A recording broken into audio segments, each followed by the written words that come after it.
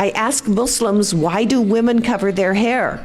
And maybe 1 out of 99 gives the right answer. Now, if Muslims don't know why women wear this scarf, how do we expect non-Muslims to understand?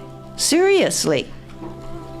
The Quran itself says why we cover our hair. What does the Quran say?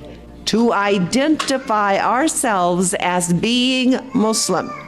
That's number one, that we would be recognized. We put this on.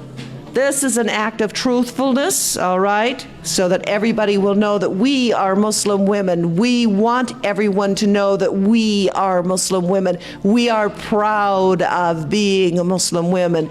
But then this says a lot too. See, what this tells everyone who sees me is what stands before you is a woman of enormous strength, enormous courage and integrity. This woman will not lie. She will not cheat. She will not deceive.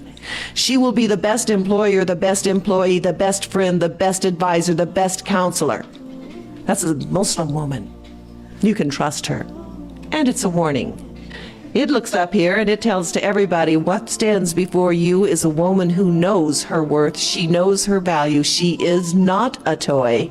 So don't even try to play with her. This is a woman you take serious.